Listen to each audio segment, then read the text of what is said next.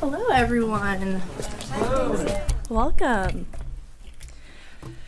So good morning and welcome to the Department of War. Before we begin, I want to take a moment to recognize and honor Specialist Sarah Beckstrom, the guardsman who was murdered in D.C. this past weekend.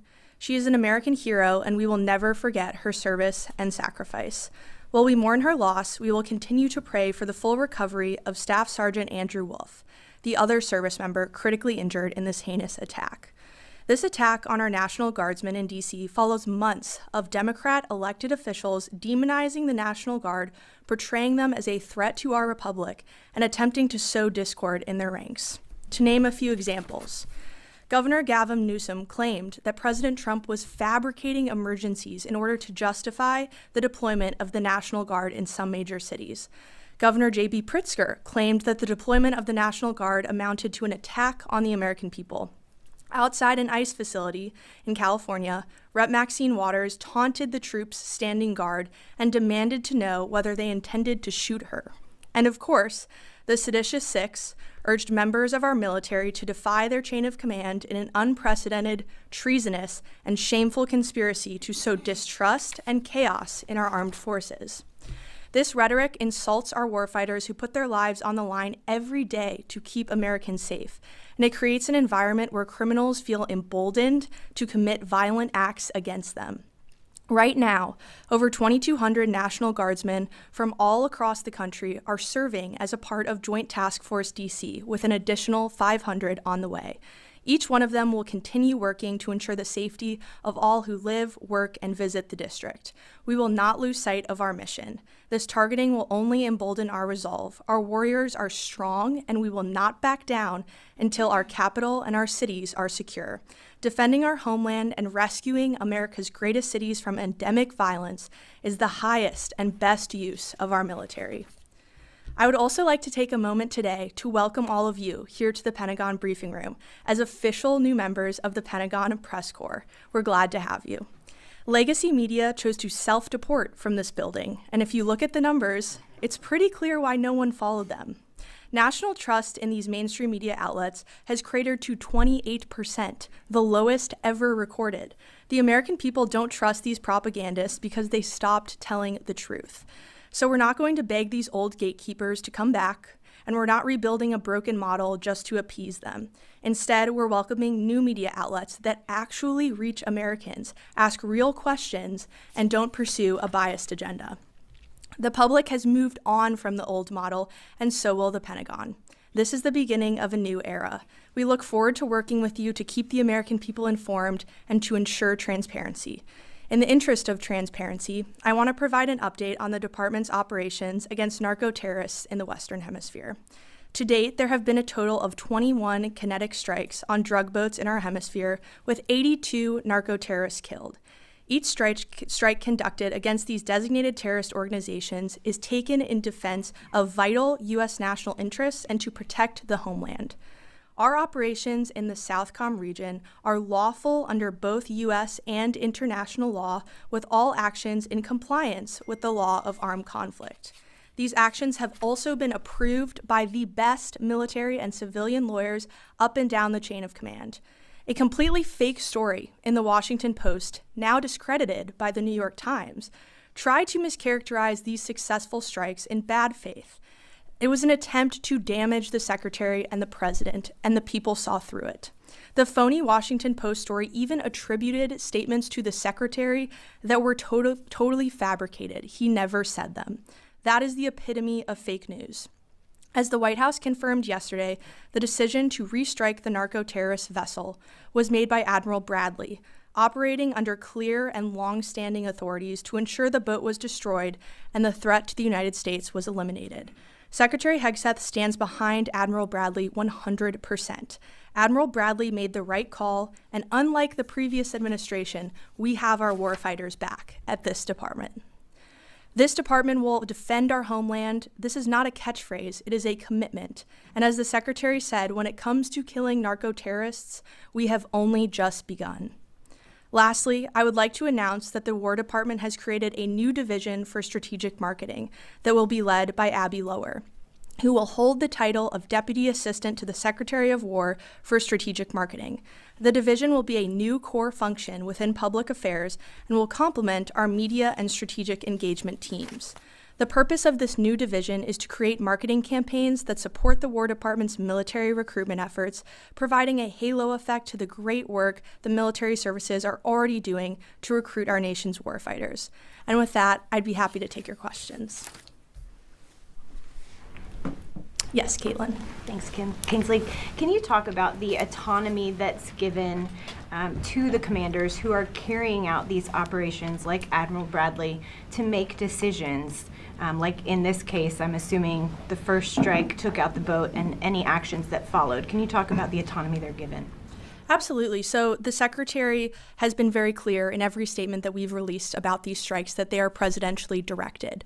And the chain of command functions as it should. And we make sure that commanders on the ground are taken, their positions are taken into account, and they are able to tell us and make decisions if they see things that need to be flagged. But at the end of the day, the Secretary and the President are the ones directing these strikes. And any follow-on strikes like those which were directed by Admiral Bradley, the Secretary 100% agrees with. Yes, Matt. Kingsley, if Nicolas Maduro leaves Venezuela today, what role will the Department of War have in a post-Maduro Venezuela? And describe the process the administration will use to determine whether or not current members of the Venezuelan military or Venezuelan government have a role in a post-Maduro Venezuela. Thanks for the question. So the department has a contingency plan for everything. We are a planning organization. If anything were to happen around the world, we have a response planned and ready. So we stand at the president's beck and call, our commander-in-chief, to do what is needed if called upon. And that will be what this department continues to focus on and continues to prepare for in regards to our ongoing operations in the Southcom region. Again, our focus is taking out narco-terrorists and rooting out that threat that is poisoning the American people. Every single boat that we strike saves 25,000 American lives. That is a crucial mission to protecting the homeland, and we're proud to be a part of it. Just as a follow-up, quickly, so following the departure of Saddam Hussein, there was this desire to name every Ba'athist a terrorist. Does the administration take the view that any person who served in the Venezuelan military or Venezuelan government is definitionally a narco-terrorist? That would be a determination for the president to make, but I can tell you that every single person who we have hit thus far who is in a drug boat carrying narcotics to the United States is a narco-terrorist. Our intelligence has confirmed that, and we stand by it. Yes, Monica. Thanks, Kingsley. I have two questions, if I may. For your first question regarding Sarah Beckstrom, the 20-year-old West Virginia National Guardswoman who was shot and killed, was her family offered an Arlington burial, and or will there be plans to do so? I know that the White House is working that out, so they might be better to describe what the plans are for that. But this department will, of course, support in any way we can, and have been, in close contact with the family, and the Secretary will continue to do so. So we'll keep you all updated on that. Thank you. And my second question regarding Iran, there are reports that Iran's been planning on rebuilding its nuclear facilities. Iranian's president has said that it plans to rebuild its nuclear facilities with, quote, greater strength. Can you provide us on any sort of update on where that currently stands? I can tell you that Operation Midnight Hammer was an absolute resounding success. Iran's nuclear capabilities were totally obliterated, and experts estimated that, it would take 2 years for them to recover. So thanks to President Trump's bold and swift action, we were able to dismantle that threat to the American people. And I think it was also a historic operation by virtue of the fact that there was a clear end state. We have seen this department get marred down in the Middle East in endless wars, in nation building. That has stopped under this president and this secretary. We now have a clear end state, a clear mission set, and Operation Midnight Hammer was a success in dismantling that. Yes, Laura. Thanks so much for having me here today. Now that the president has started the process of designating the Muslim Brotherhood as a foreign Islamic terrorist organization, will the Department of War still proceed with selling F-15 fighter jets to Qatar? And how will they be able to train Qatari pilots at their air base in Idaho if Qatar is included in the designation? Thank you for the question. We take very seriously our partnerships, and we always do thorough evaluations to make sure that they protect our intelligence, our operational security, and that they serve the best interests of the American people. The U.S. military has a longstanding partnership with Qatar, and we look forward to continuing that partnership at our air base in Idaho. And I would just point out that for reference, the Mountain Home, Idaho Air Base is not just Qataris that train there. There are also Singapore military folks that are there as well. So it is a base that we do a lot of foreign military training, and we are thankful for those partnerships, and we'll continue to evaluate all of those to make sure, again, that national security is protected. That is the Secretary's utmost priority. But given the fact that the Qatari royal family and Qatar itself is the biggest financier, along with Turkey, of course, the financier of the Muslim Brotherhood, would that relationship and partnership be reevaluated since the designation could possibly include Qatar? I'm not tracking any reevaluation at this time, but again, the Secretary really keeps national security top of mind, and this administration does as well. So we will always make sure that American assets are protected. Yes. Hi, David Zier, Real America's Voice. It's great to be here. I want to know if you can confirm any additional National Guard deployments under Title X in additional cities, and have any governors reached out for help under Title 32 as well? And how do you determine how National Guard troops, how many are armed? Great question. So I don't have anything to announce at this time in terms of new deployments, but I can tell you that our mission set is critical. We are keeping American cities safe all across this country, and we are going to remain committed to that. These missions aren't going to stop in Chicago, in Los Angeles, in D.C. We understand the urgent threat that is facing many of these cities, and the National Guard is proud to step in alongside our law enforcement partners to help with that. And I can confirm that everybody in D.C. is now armed, and a lot of our DC National Guardsmen are now also doing joint patrols with members of the police department here in DC. So their safety is, of course, top of mind, and we will continue to make sure that they're able to do their jobs in keeping all of our great Americans safe across our cities. Yes, Bradley. We're now 90 days into these Venezuelan drug boat strikes. A growing number of members on Capitol Hill are getting their mettle up with regard to war powers. If they do move forward with some sort of war powers effort, will the administration seek to challenge the validity of the war powers resolution, or will it comply? I wouldn't want to get ahead of the president's decision-making process in regard to Venezuela, but I can tell you what I mentioned earlier is that the department is a planning organization. We are always ready. We have plans for every single contingency, and we are going to make sure that when it comes to narco-terrorism, we're dismantling that throughout the Western Hemisphere, and you've seen that in the success of our strikes. One follow-up, if I may. 53% in a recent CBS YouGov poll said they support the strikes on these drug boats, but 70% said no military operations within Venezuela. Nevertheless, members of Congress are increasingly calling for regime change there. What's the Department of War's message to those members of Congress? The Department of War stands behind the president 100%, and we will execute on the orders that our commander-in-chief gives us, and we're proud to do so. That will continue. And again, any decision that is going to be made about certain military actions in the Western Hemisphere region will be the president's alone. Yes. Todd Wood from CDM's Armed Forces Press. There's been a lot of reporting that, yes, it's about drugs in Venezuela, but also possibly about election fraud electronically. Do you have any comment on that? And also, are assets, we've heard that special operations aviation assets are exercising for direct action missions in that region. Can you confirm that at all? On your first question, I would refer you to the State Department. I think they would probably be able to give you a better answer on that. But in terms of your second question, I can tell you that we are conducting training missions and exercises. We've got the forward aircraft carrier now that is down there in the Southcom region. And as I said, the department's a planning organization. So a big part of that planning is doing trainings and make sure that we're ready at a moment's notice to protect our interests and to protect the American people from narco-terrorism. Yes, RC. Has there been a determination at this point from the Army Secretary on a Distinguished Service Medal for Specialist Sarah Beckstrom? I would refer you to the Army for that, and if I hear anything, I will keep you posted. That would be wonderful news. Yes, James. Hi, James O'Keefe. Nicholas Terza, branch chief here at the Pentagon, was caught on a video in the spring stating, quote, "Trump is illegitimate. We're going to resist him, quote, everything he does." We know there are other people like this that work here. My question is, what steps is the Department of War taking to identify and address personnel who are in the self-described resistance movement? Thank you for the question. That's why the work you all do is so important. This is a big building, and we want to make sure that we have the absolute best people working at it to protect Americans every single day. We don't take lightly what every single civilian and military person in this building do every single day.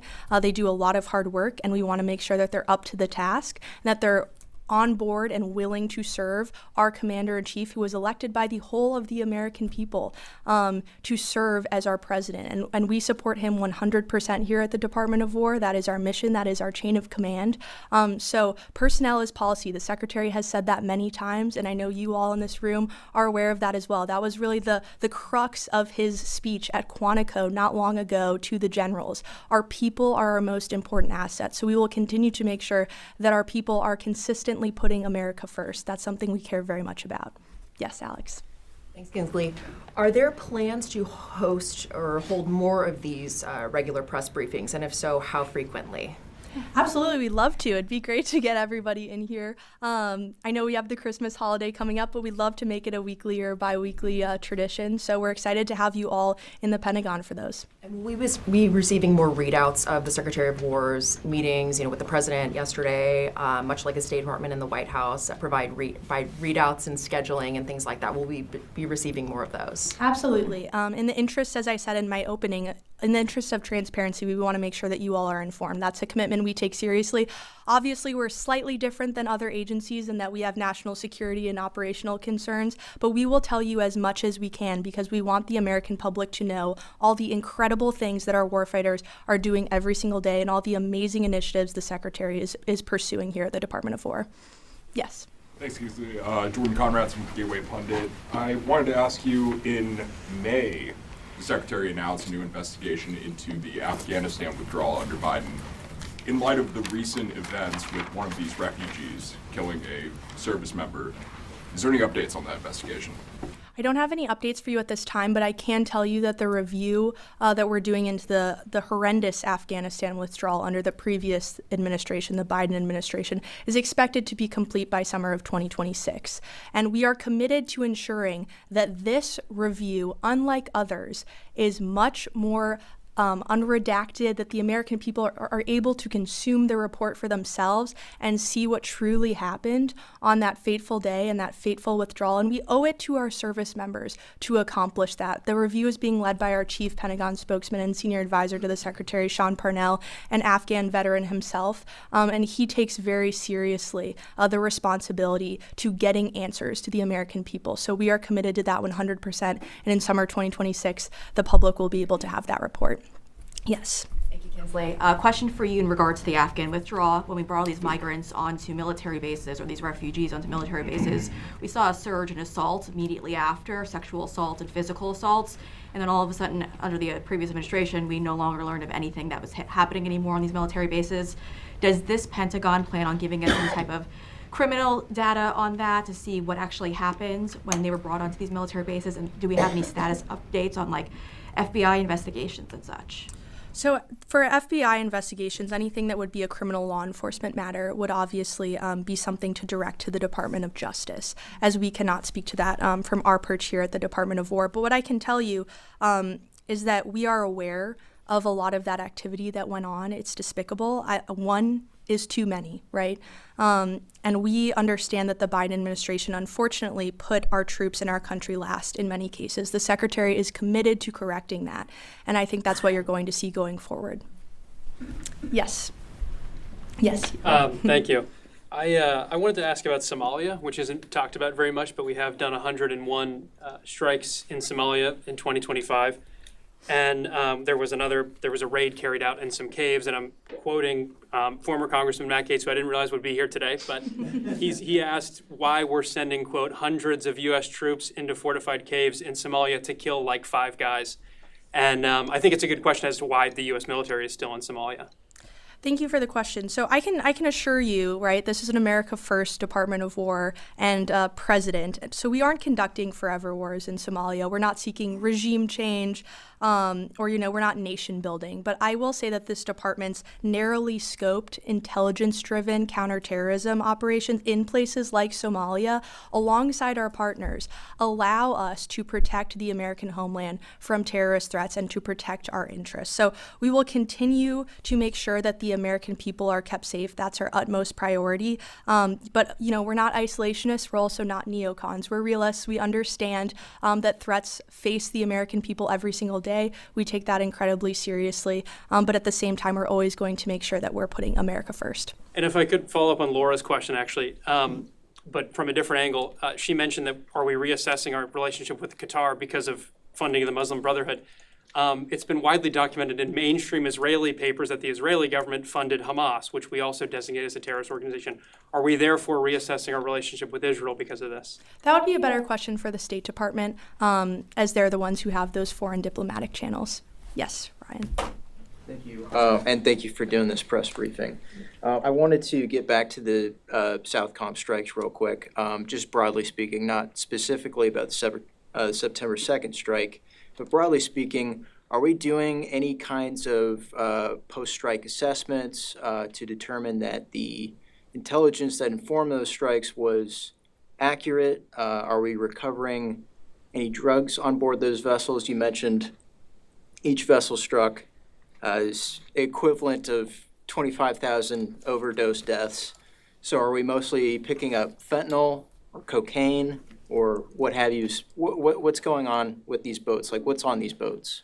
Yeah, thank you for the question. So I can tell you in terms of your question about intelligence that our intelligence absolutely confirms who these people are. And I can't get into right from this podium how we know that. I don't want to communicate to the enemy the ways in which we're carrying out these strikes. But I can tell you that without a shadow of a doubt, every single one of our military and civilian lawyers knows that these individuals are narco-terrorists. We know what they're carrying, where they're coming from, and where they're going. And they are trying to bring drugs to our shores that kill and hurt American citizens. The president takes that very seriously, and when he designated these groups designated terrorist organizations, that opened up a lot for us here at the Department of War. We can engage in ways that we never could before. So that's all I can say at the moment on that topic, but I can 100% affirm that we know without a shadow of a doubt who these narco-terrorists are. Yes, Wade. So you were speaking earlier about the Washington Post report concerning the Secretary of War and Admiral Bradley. And my question is, does the Department of War plan on pursuing any sort of legal action against the Washington Post? And what consequences will there be for lying to the American people? Because, of course, the implication there was that Pete Hegseth and Admiral Bradley are war criminals. And that was the implication, and that's what a lot of people on social media were saying after the fact. So could you speak to that? Yeah, it is frankly disgusting that the Washington Post would publish something that is so insanely false. And we've seen this from the mainstream media before, right? Anonymous sources that are being quoted that probably have no idea what's going on. And the Washington Post actually went so far as to falsely attribute a quote to the Secretary of War, that he never said. That is preposterous that they would write that and pass that off as true journalism. Thankfully, the New York Times stepped in and corrected the record and let the American people know that what they were publishing was absolutely fake news. So the Washington Post, I think readership should think twice before reading that outlet again. It is disgraceful that they call themselves journalists, and we told them as such, right? We get press queries like we do from all of you. We told them this story was completely fake news on Thanksgiving evening with a 3-hour deadline, and they still published it anyway. It's disgraceful, but thankfully the American people see through it. Yes, Jack. Kingsley, does the Secretary's office or the Pentagon in general, the department, have a message for Senator Wicker, who, as a Republican, has now backed this inquiry into Secretary Hegseth, again, accusing him of war crimes. It seemed strange to see a Republican going after one of President Trump's own cabinet members. So I can confirm that the Secretary of War spoke with Senator Wicker, and they had a good conversation where he was able to explain to him a lot of the rationale behind these strikes. And we work closely with all of our partners on the Hill, whether Republican or Democrat, to keep them up to date on what this department is doing in regards to the strike. So we will continue to do that, and we'll continue to brief members of HASC and SASC, and we look forward to continuing those relationships. Quick follow-up, you mentioned working with partners on the Hill. Another senator on the Hill, the Democrat side, is Senator Mark Kelly. Now, we heard some reporting about a possible investigation into him regarding his status as a retired member of the United States Navy, still on pension, and therefore still under the jurisdiction of the Uniform Code of Military Justice. And as such, his membership, you mentioned the seditious six, would that be grounds for possibly bringing him back to active service for an investigation, for NJP, or even a full court-martial? So you're correct. The Department of War received serious allegations of misconduct against Senator Mark Kelly, and in accordance with the Uniform Code of Military Justice and other applicable recommendations and regulations, we're doing a thorough review of all of these allegations. And the Secretary of War has tasked the Secretary of the Navy, John Phelan, with doing a thorough review, looking into all of these allegations and providing him an update on December 10th. So we will have more information to come on that. But I would just add that this despicable video that Mark Kelly participated in with the seditious six was a politically motivated influence operation that was an attempt to undermine the chain of command, to sow distrust and division in our armed forces. That is absolutely ridiculous, and it puts our warfighters at risk. And again, he doubled down on the Sunday shows. I don't know if you all saw him on the Sunday shows, but he basically insinuated that service members who do not defy President Trump's orders could face potential prosecution in the future when Democrats are back in power. He even called our troops and likened them to those of the Russian military. This is totally disgraceful from an elected official, and the department takes it very seriously, and that is why we have launched this review. And just to be clear, so if Secretary Phelan were to recommend court-martial, that would be on the board? What was the question? Sorry. If Secretary Phelan were to recommend court-martial, that could be an option on the table? All options are on the table at this moment in time, and we look forward to getting the Secretary of the Navy's review. And the Secretary of War has been very clear in his statements as well that he takes this extremely seriously, and it is unacceptable. That's all the time I have today. Thank you all so much. I really appreciate you coming out.